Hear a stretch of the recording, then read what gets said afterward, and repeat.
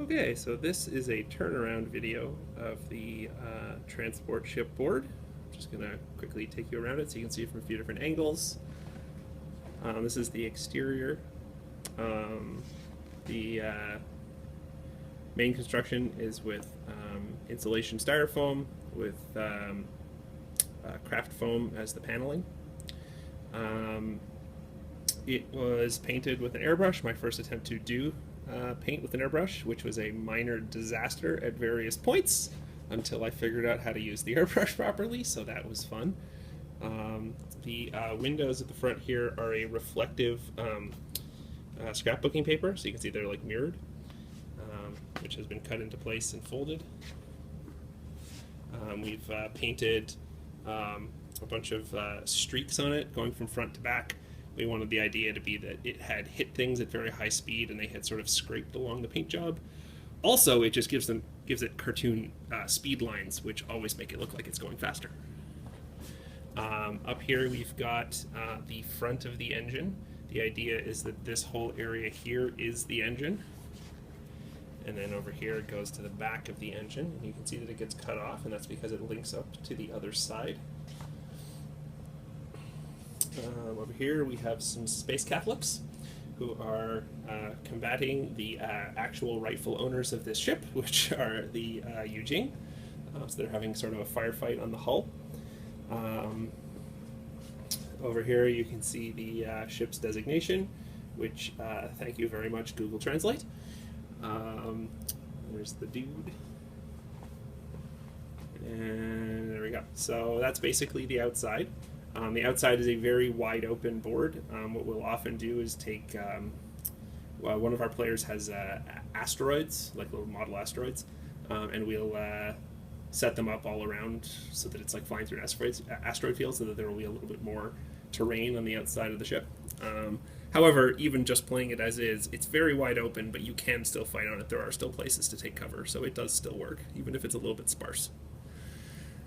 So that piece is basically the lid that sits over this piece. So this is the interior of the ship, and I'm going to try to take these shots from a slightly higher angle so you can see them properly. So we'll start here at the front of the ship, and I'm just going to walk in front of the light real quick.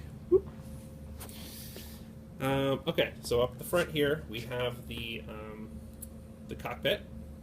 The bridge, I guess, is the word on a spaceship. Yeah, so basically for the interior is done in a very new style for me. I've never actually tried doing this before. It's all done with papercraft. So the walls down here are foam core, and then I've made up patterns in Photoshop of what the all the various surfaces and things look like, and then printed them out on 11x17 glossy cardstock, and cut them all out and put them on the pieces where they go. The patterns for this were taken. There's a dude who apparently works for like Blizzard now or something, but back on his on his portfolio site, he's got some textures he made for a Quake 4 map, and that's sort of like his portfolio. Is he gives these things away for free, and so they're very high res. And they're just a whole bunch of different like spaceship textures. So I took those and I sort of spent a couple of days photoshopping them into the shapes that I wanted, because they didn't have everything I needed, but it was a good set of panels and textures to do what I wanted. So like there was no door, so I took a bunch of other panels and things, and I slapped some of the shapes together until I had a door. So for example, I did that. Anyway, and so yeah, all in all, I found this was a very good way to do an interior, because interiors look really sparse if they don't have lots of detail, and this was a way to get a lot of detail very quickly, and it looks really super awesome, I think. So I will almost certainly be doing something like this again. So here in the bridge, we've got a couple of consoles. I think there's like something like 17 of these consoles scattered around the ship. Oh, sorry about that. I accidentally hit one of the buttons on the iPad. Okay. So the people can go up here and they can sort of take cover in the middle of the room on those. There's like a wall there, and then we'll sort of go toward the back of the ship. So as you leave this room, there is a door. So these doors throughout the ship are on little cards, and they slide into a little slot. just kind of lift up and down, and then so as people are walking through, they can open doors and choose to either leave them open or close them afterward. So as we get through to here, you can see the decking in the hallway, and it leads up to more doors, lots and lots and lots of doors. There's like the engine room over here, little side room, and then there is the cargo room. So this is basically supposed to be like a transport ship. So there's always like a room full of cargo. I made up the textures for these to look like tracks. So basically, you can see like it. So it looks like there's like a a notched conveyor, let's say, that hooks into the bottom of these platforms. The platforms were made from more textures. I think these were actually from a different texture pack, if I'm remembering correctly. But just like the others, they are stolen from somewhere on the internet. Yeah, so I made these up, and then the idea is that they fit here, and then they would go, and then yeah, it's good times. We cover them with crates. So yeah, and that basically gives you a single large room that, but we fill the various areas up with crates. Obviously, this is a very wasteful transport. There's a lot of stuff going on here, and compared to very, very little actual transport space, because in the future, spaceships are very inefficient. And that's canon. If you look it up in I think it's in Human Sphere, they talk about how awful spaceships are. It's not just me making a crappy spaceship. Not at all. So we have these little doors on the outside, and then that's pretty much the guided tour. So the idea, the way we play this, a couple of different ways. Sometimes we'll throw the lid on top of here, and then we have a fully intact spaceship, and then we'll either put like a space station next to it, or we'll put buildings and things around it so that it's in like a space dock, or a dry dock.